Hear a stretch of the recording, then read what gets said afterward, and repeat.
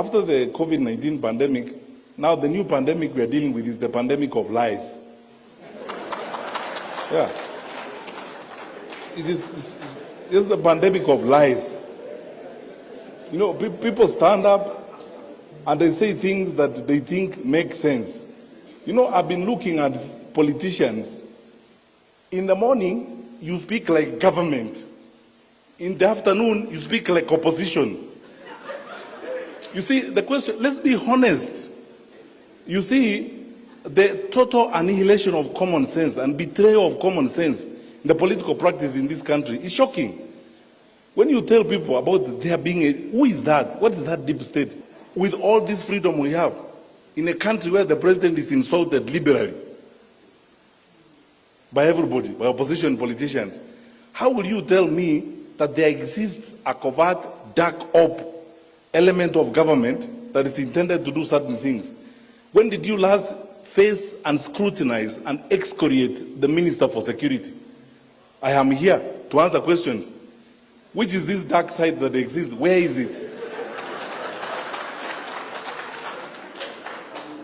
Don't be drawn. I'm telling you, don't be drawn to some of this.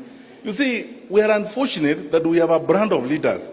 I told you earlier that the narrative we need to be discussing about the future of our country is how we handle corruption and how we create an integrity system of managing our country so that the resources God has given us can benefit our children and our children's children. Now, instead of having that conversation, the artists, the political artists who want to avoid that conversation, they come up with all manner of excuses. Oh, there are people who hate me called deep state, and you sit with them daily. So when do they become deep? When they are with you or when they are not with you?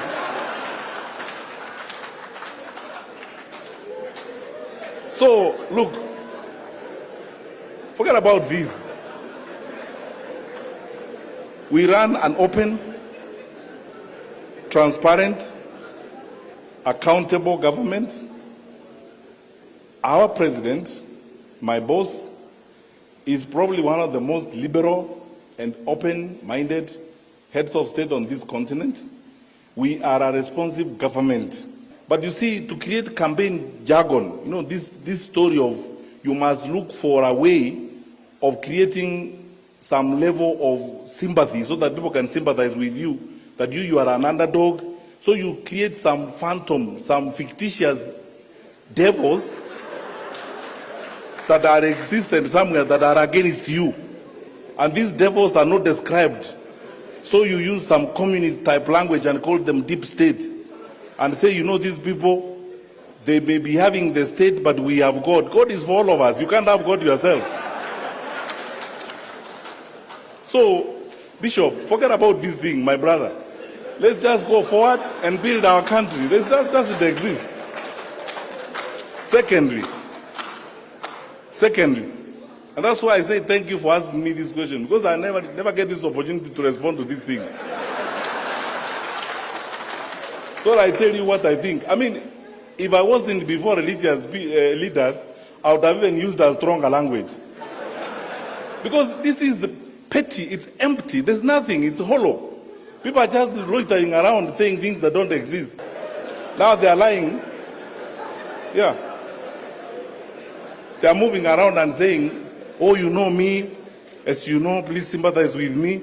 There is a certain dark group of people called deep state who hate me. They don't like me. They don't want me to be a leader. They plot evil against me. You drive public money in that state. You eat food bought by that public state that you are condemning. You live in a house of that state. When does it become deep?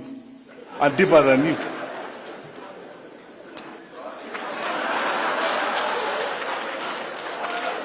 Forget about these jokes. Finally, you asked me, so I'm just responding to your question. You asked me, how are we okay if the president is involved?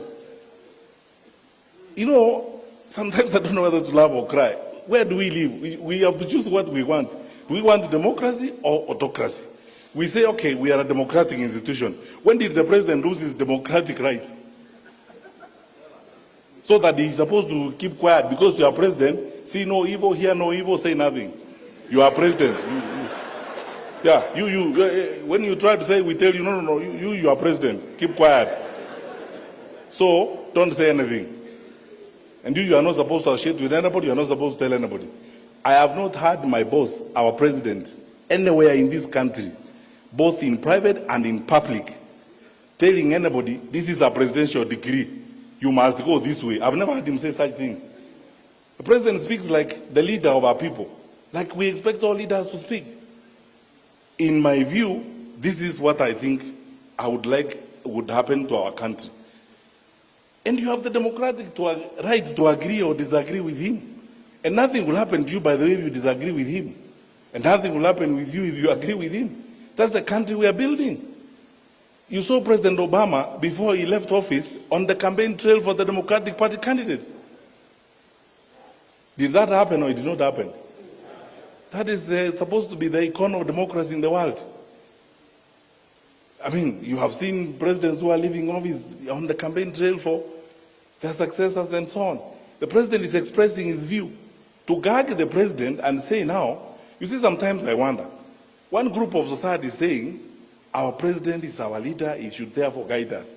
Then he wakes up in the morning, he says, okay, good people, me, I think this is the way we should go. Another group comes and says, no, shut up, you are president, don't talk to us. It doesn't work like that. Allow me please to use this phrase, let's not be pretentious. Let's be honest to each other. And let us not sacrifice common sense on issues like this. Everybody can express themselves. We are in a free society. Sasa tujenge nchi yetu jamani.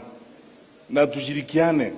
Rais wetu means well. When he says, he doesn't tell us, oh, from today I have decreed. I've never heard him say that. Yeah, anasema mimi kwa maoni yangu vile naona, this is how it. And you know, by the way, if he never gave any maoni, we'll also wonder, this one, he doesn't have a view about how we should go. And then now he's carrying the burden of leadership. As a leader, I have led you for 10 years now. I thank God for the opportunity. I've made my contribution. This is where I think I've moved the country to. And in my view, this is how I suggest we proceed. When my father here, His Grace, the very Reverend Dr. Jackson Elizabeth, serves out his term in the Anglican Church. If I meet him out there, and there's going to be a leadership contest in the Anglican Church, and I ask him, Your Grace, you from your experience, what do you think? Then he tells me, no, Bishop so-and-so actually served with me. He was my moderator at this particular place, he was there. But I think Bishop so-and-so Joel has got more experience because we were together, he has trained this, he has done that. Now, why would I condemn him for saying that? Let me ask you, why would you condemn him for saying that?